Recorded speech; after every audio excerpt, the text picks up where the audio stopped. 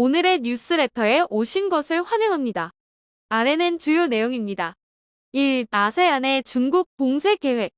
2. 한국의 기술은 중국이 늘 두려워하는 것. 안녕하세요. 15일에 개막하는 G20 정상회의를 2일 앞두고 미국 바이든 대통령은 캄보디아에서 열린 제10차 아세안 미국 정상회의에 참가해 동남아시아에서 확대되는 중국의 영향력 견제를 위한 외교 행보에 나섰습니다. 이 자리에서 중국을 깜짝 놀라게 할 만한 예상치 못한 성명이 발표가 되었는데요. 아세안 10개국 말레이시아, 필리핀, 싱가포르, 인도네시아, 태국, 브루나이, 베트남, 라오스, 미얀마, 캄보디아를 역사상 처음으로 미국의 포괄적 전략적 동반자로 격상시킨 것입니다.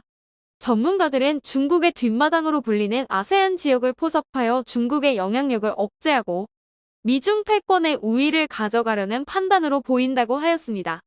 바이든은 성명과 함께 미국과 아세안은 인도태평양 지역의 자유와 안정을 증진하는 동시에 법치 위협과 같은 공동 현안을 함께 대처해야 한다면서 콕 집어 남중국해 영유권 분쟁을 지목하였는데요.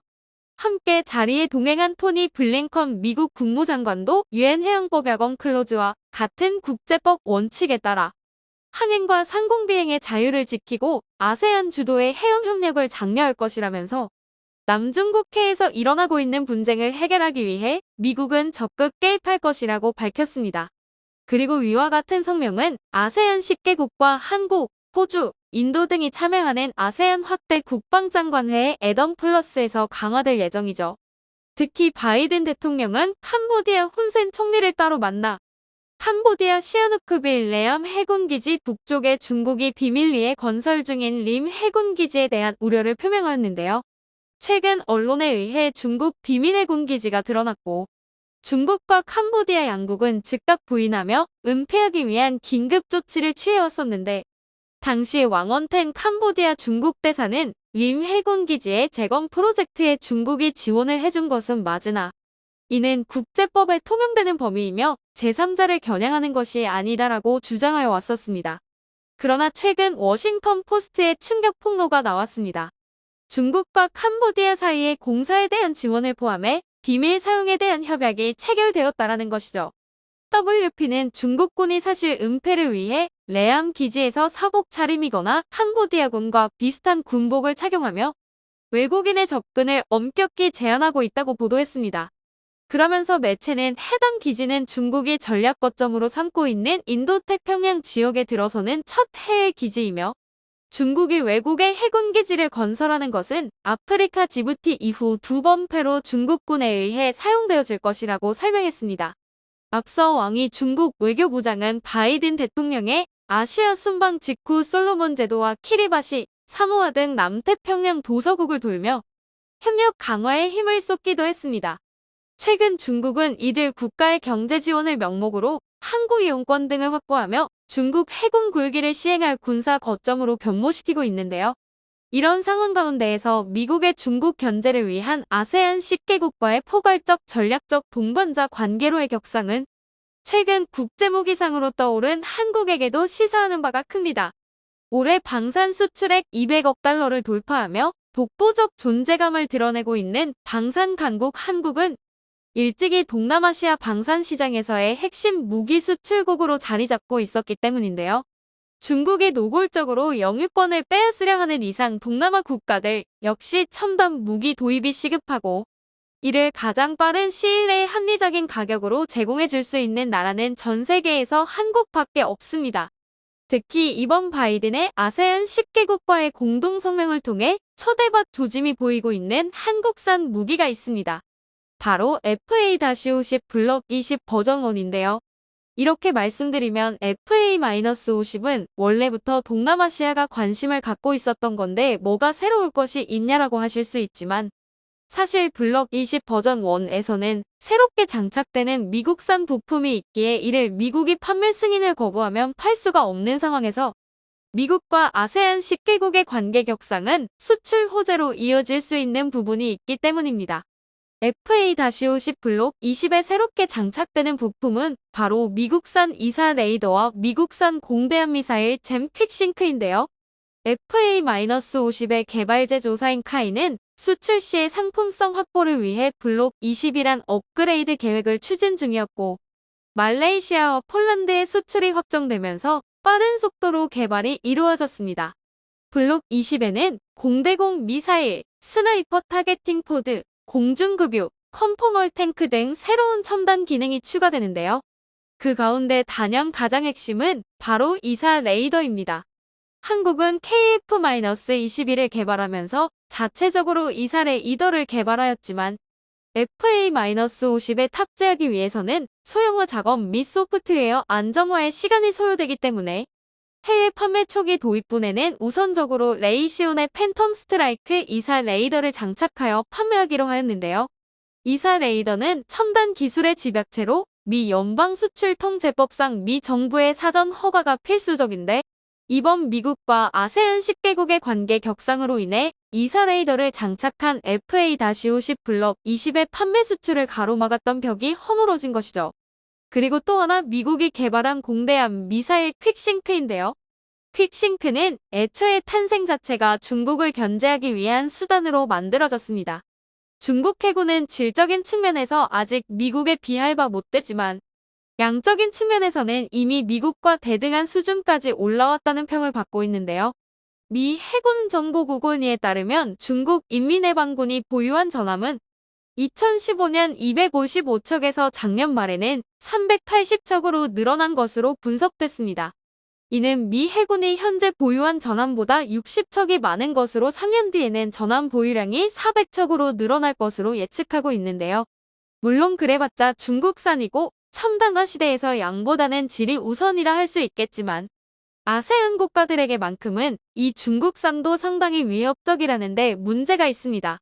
라오스, 태국, 필리핀, 캄보디아 같은 국가들에게는 만 톤이 넘는 중국산 군함들이 떠다니는 것만으로도 충분히 위협적이기에 어떤 대응도 하지 못한 채 굴복하여 자국의 항만을 내주게 되는 상황까지 초래할 수 있습니다.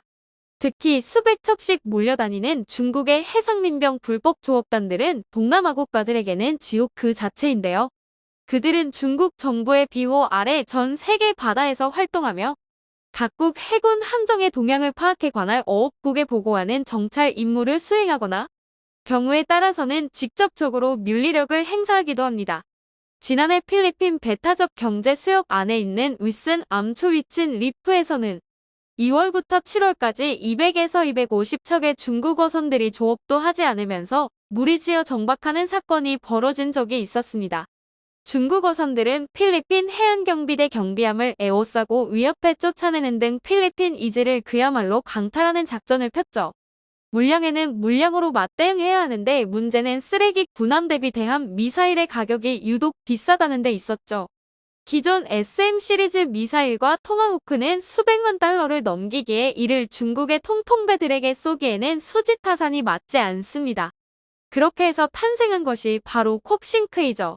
2000파운드급 젠 폭탄의 이동 표적 탐색 추적을 위한 시커를 장착하는 것이 퀵싱크인데요. 잼은 2000파운드 기준 한 발에 24,000달러밖에 되지 않고 한 발을 퀵싱크를 개조하는 전체 비용은 20만 달러인데 이는 루즘의 20분의 1, NSM의 10분 1밖에 되지 않는 비용입니다. 특히 FA-50은 이미 잼을 운용하고 있는 전투기이고 이에 레이시온사의 이사 레이더와 퀵싱크를 장착한 FA-52. 아세안 지역으로 수출이 성사된다면 중국 해군 굴기를 억제할 수 있는 가장 효과적인 무기체계가 될 수 있습니다. 아세안 10개국 중 인도네시아, 필리핀, 태국은 FA-50을 이미 운용 중이고 말레이시아는 도입이 확정시되었으며 싱가포르, 브루나이, 베트남은 긍정적으로 검토 중에 있습니다. 역시 중나한데 중국이 나댈수록 한국이 대박난다. 이런 상황 가운데 군사 전문가들은 미국산 퀵싱크의 단점을 보완한 한국판 공대함 미사일 KGB-B가 앞으로 차세대 게임체인저가 될 것이라고 하였는데요. 퀵싱크에는 결정적 약점이 하나 있는데 바로 짧은 사거리입니다. 추진체가 없는 폭탄인 잼의 사거리는 고고도에서 고속 비행하는 전투기가 투발했을 때 최대 30km 정도입니다. 투발하기 전 적의 호위함과 구축함에 대공미사일에 당할 수도 있죠. 성능과 가격 면에서 높은 평가를 받지만 퀵싱크의 짧은 사거리 탓에 미군은 고심에 빠지고 있는 상황인데요. 이 같은 고민을 해결할 수 있는 유일한 나라가 바로 한국입니다. 우리나라가 개발한 KGGB는 퀵싱크의 장점은 살리고 단점은 보완한 유일무이한 무기체계인데요. KGGB는 현존 최장인 100km가 넘는 사거리를 가지고 있고 군용 규격 GPS 유도 장치를 적용해 재밍에 강하며 500파운드급에 불과해 경전투기 탑재도 용이합니다. 미국 AGM-154조에 이어 세계에서 두 번째로 긴 사거리인데요. 조는 발사 중량이 1000파운드가 넘기 때문에 500파운드급 항공폭탄에 비해 동시 대량 투발이 어렵습니다. FA-50에는 통상 6발의 500파운드 폭탄이 탑재되고 유도키트를 장착한 KGGB도 최대 4발까지 탑재할 수 있는데 FA-51대로 적함 4척을 동시에 공격할 수 있다는 뜻입니다. 특히 KGGB의 최대 강점은 운영을 위한 별도의 시스템 통합 인테그레이션 작업이 필요 없다는 것인데요. 호환성이 거의 사기급인데 전 세계 모든 전투기에 인티가 가능합니다. 잼을 운용하려는 항공기는 임무 컴퓨터에 데이터 링크 소프트웨어와 표적 정보 입력 소프트웨어를 설치해야 하고 통신 장비 타겟팅 포드 등 기체 내부의 케이블을 통해 연결되어 있어야 하는데 그야말로 대공사이죠. 반면 KGGB는 조종사가 휴대하는 소형 태블릿 하나로 모든 것을 해결할 수 있습니다. 평시에는 방공 작전과 지상 공격을 수행하는 다목적 전투기로 운영하다. 유사식 KGGB 하나만 달면 대함 공격기로 변신이 가능하다는 얘기이죠.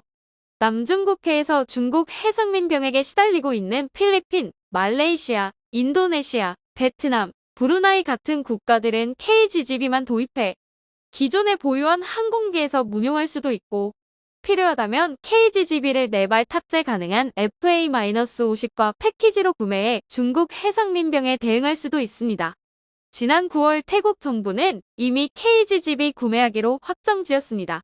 2018년 사우디아라비아에 이은 두 번째인데요. 성능과 가격 그리고 후속 지원까지 완벽한 가탄민국의 방사는 다시 한번 새 역사를 쓸 준비를 마치며 중국과 해상영유권 분쟁을 겪는 아세안 국가들에게 한국 무기가 중국 해상 골기를 막을 수 있는 유일한 대안이 되어가고 있습니다. 한국의 기술은 중국이 늘 두려워하는 것. 중국의 해군 굴기가 한국에 의해 저절된 상황. 중국이 수십조 원 들여 실패한 첨단 기술을 한국 연구진들이 개발해내다. 동북아 삼국 한중일은 최근 최첨단 이지스 구축함 확보 경쟁의 열을 올리고 있습니다. 이지스급 구축함은 해상 전투는 물론 핵탄도미사일과 전투기에 대한 탐지 추적 격추, 지상 목표물 타격 등 육해공 전투 능력을 모두 보유한 현대전의 게임체인저로 불리고 있는데요. 특히 동북아에서 경쟁적으로 이지스 구축함 도입에 뛰어드는 이유는 태평양, 남중국해, 대만 해협, 동해서해 등 이 지역을 둘러싼 세 나라 간 갈등이 고조되면서 전투합정이 갖는 전략적 비중이 갈수록 커지고 있기 때문입니다.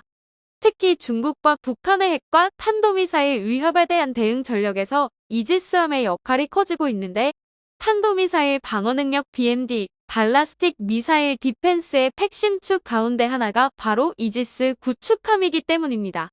지난 1일 일본 마이니치 신문은 재무성이 오늘 발표한 내년도 예산안에 따르면 해상자위대가 요구한 신형 이지스 구축함 관련 예산이 정식으로 편성됐다며 이에 따라 오는 2028년까지 최첨단 이지스 구축함 2척을 확보한다는 계획이 본격적으로 막이 올랐다고 말했습니다. 일본은 현재 8척의 이지스 구축함을 보유하고 있는데 6년 후에는 총 10척으로 늘리는 계획을 추진 중에 있죠. 우리나라는 지난 7월 4번패 이지스함인 정조대왕함을 진수하였는데요.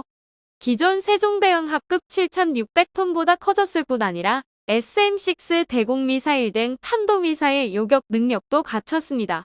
레이더 답지 거리 1,800km에 최대 1,800여 개의 목표물을 답지 추적할 수 있어 한국 미사일 방어체계 캠드의 핵심으로 불리는데요. 우리나라는 앞으로 정조대왕합급 이지스함을 2척 더 확보할 계획을 밝힌 바 있듯 이에 오늘 2028년에는 총 6척의 이지스함을 보유하게 될 전망입니다.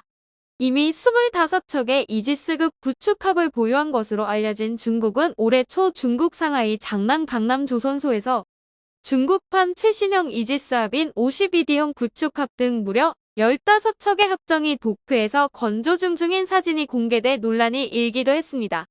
중국의 변하지 않는 개떼 전략이 해상에서도 나타나고 있죠.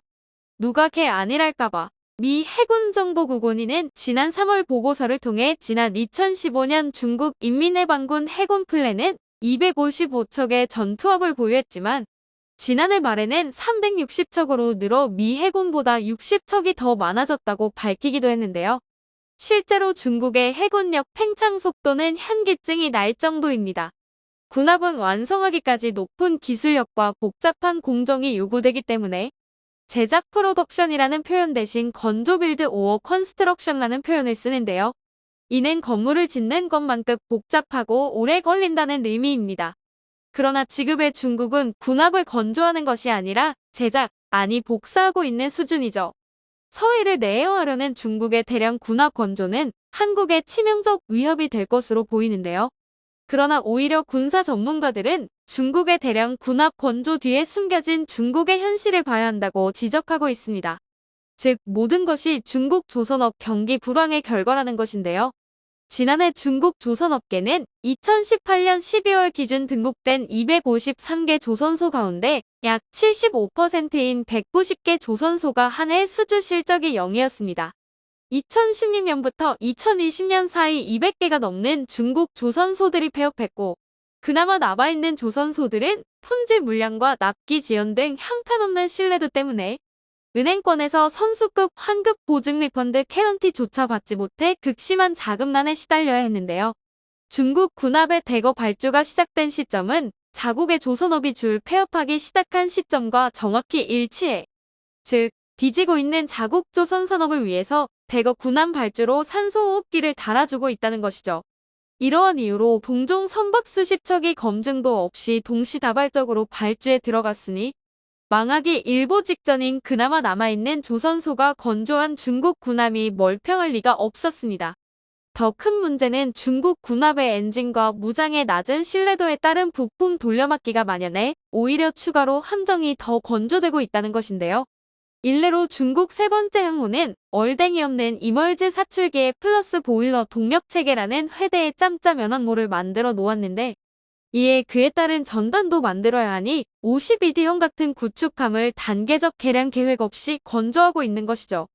군함은 매우 많은 무기와 장비들이 복잡하게 엮여있는 기계로 군함 건조 경험이 매우 풍부한 미국조차도 새로운 군함을 한 척 개발하면 초도합을 만들고 2에서 3년의 테스트를 거쳐 문제점을 찾아낸 뒤 후속함을 만듭니다. 세계 최대의 조선 인프라를 갖췄다는 우리나라도 마찬가지이죠. 그런데 중국은 처음 만들어본 군함을 불과 몇 개월 만에 초고속으로 완성하는가 하면 초도합과 후속화 여러 척을 동시에 착공해 진수시키고 있는데요. 이렇게 졸속으로 만들어진 군함은 당연히 온갖 결함에 시달릴 수밖에 없습니다. 중국의 해운굴기의 책심으로 불렸던 개차반 52C형은 지난 2016년 세계 최대의 국제해군 훈련 림팩에 참가해 레이더와 사격 통제 장치의 심각한 결함을 드러내며 30%라는 사격 명중률을 선보여 국제적 망신을 당했습니다. 그것도 심지어 고정표적이었는데요. 당시 2번 참가한 중국은 이제 제대로 된 해군력을 보여주겠다며 총 5척이나 보내는 위력을 과시했는데 오히려 자국 해군력의 실체만 드러내면서 이후 림팩 훈련에 다시는 참가하지 않게 되었습니다. 미국이 어떻고 패권이 어떻고 하지만 결국은 쪽팔려서 못 나오는 건데요. 반면 당시 대한민국 해군의 이지스 구축합 세종대왕합은 다국적 연합 함대의 기함을 맡았고 이어진 하포 사격에서 최고의 명중률을 기록해 탑건의 칭호를 받기도 하였습니다. 올해는 한국이 다국적 합대를 이끌 원정 강습 단장을 맡았는데요. 대한민국 해군이 림팩 원정 강습 단장을 맡게 된 것은 이번이 처음입니다.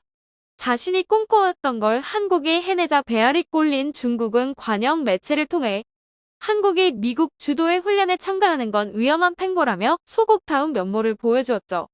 2016년 이후 중국은 림팩 대신 중러 해상 연합훈련에만 참가하고 있는데요.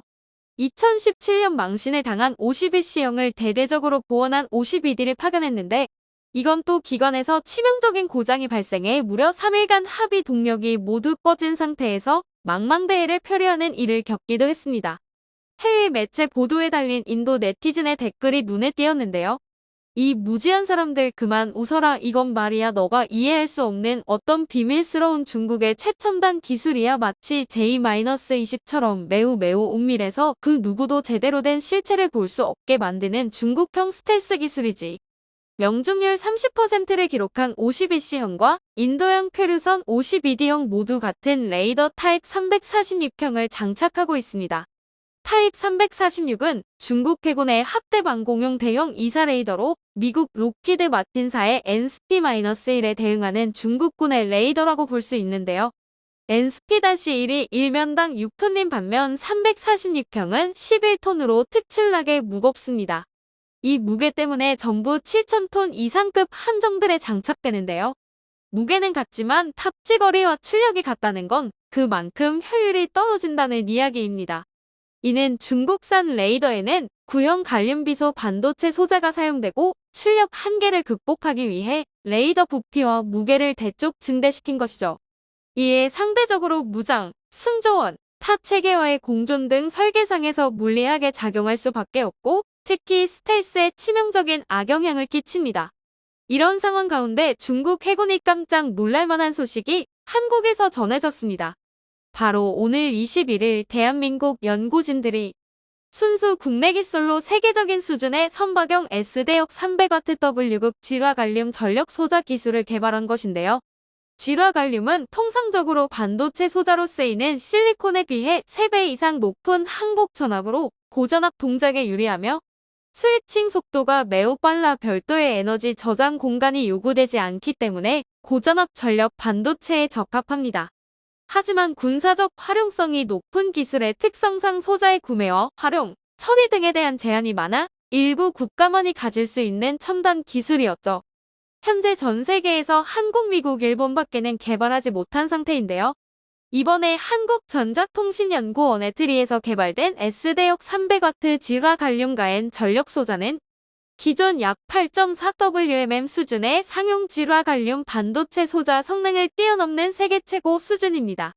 S밴드는 2-4GHz의 우프, SHF 주파수 대역을 말하는데 주로 장거리 대공 표적 및 탄도탄 탑재 추적용으로 사용되기에 군함 레이더로 장착되곤 합니다. 이에 한국형 차기 이지스함인 KDDX의 이사 레이더가 타회 추종을 불허하는 독보적 성능의 레이더로 개발될 것으로 보이는데요. KDDX에 답재될 다기능 레이더는 세계 최초로 한 개의 플랫폼에서 S밴드 레이더와 X밴드 레이더가 동시 운용되는 교전용 듀얼밴드 다기능 레이더입니다. 장거리 S밴드 레이더와 단거리 대공 표적 및 해면 표적 답지 추적용 X밴드 레이더 2개가 동시에 통합 마스트에 장착되는데요. 듀얼밴드 레이더는 이론상으로는 대단히 효율적이지만 상호 전파 간섭 문제와 비용 상승 문제 때문에 채택이 쉽지 않은 시스템입니다.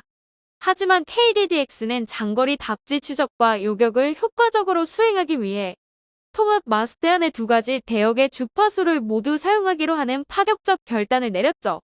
이 기술적 모험이 성공할 경우 KDDX는 장거리 탐지 추적과 요격을 동시에 수행할 수 있습니다.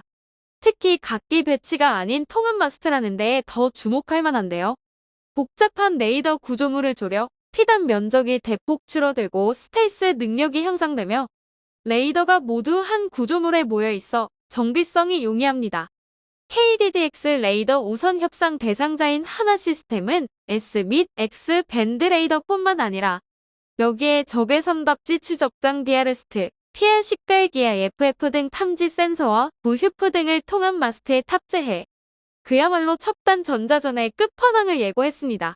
이는 십지우 미국도 포기한 기술인데요. 미국은 S와 X 밴드를 통합하기 위해 MDR-SX 사업을 추진하였으나 레이더 증설만이 아니라 발전기 증설에 대한 기술적 어려움으로 공식적으로 사업을 폐기한다고 밝혔습니다. 현존 최강의 구축합으로 불리는 미국의 주말트도 원래는 록히드 마틴의 S밴드 레이더인 NSP-4를 탑재해 듀얼밴드 레이더 시스템으로 운용될 예정이었으나 기술적 문제로 어렵다 판단되어 취소된 바 있죠. 한국은 2030년대까지 6척의 전투함으로 구성된 각 3개의 기동전단을 구성하고 이를 기반으로 기동합대사령부를 창설하는 목표를 세웠습니다. 6척의 전투함은 세종대왕하급 이지스함 2척과 한국형차기 구축함 KDDX 2척, 중무공 이순신급 구축함 2척으로 이는 서해를 내어하려는 중국의 해군 굴기를 저지할 강력한 카드로 꼽히고 있습니다.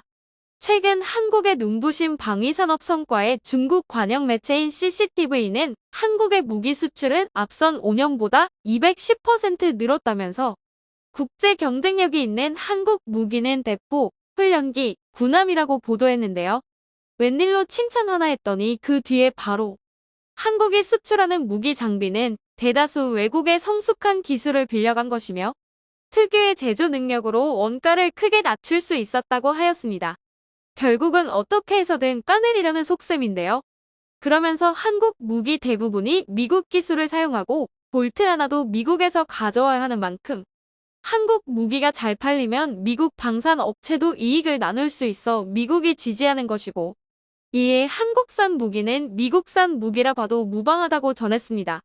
개소리인데요. 그렇게 따지면 보잉 787-9 항공기에 대한항공이 유일하게 생산해 수출하고 있는 후방 동체 애프터 바디, 연장 날개 레이트, 윙 팁 등 5개 핵심 부품이 들어가는데 중국 논리대로라면 보잉 787이 한국 항공기라고 말하는 것과 같습니다. 국제 왕따인 중국이야말로 타국과의 협력이 불가능하니 뭐 그렇게 생각할 수 있긴 하겠네요. 남의 나라 기술을 탈취해 무기를 만들고 있는 중국은 자기 자신이나 잘 돌아보길 바랍니다. 시청해주셔서 감사합니다.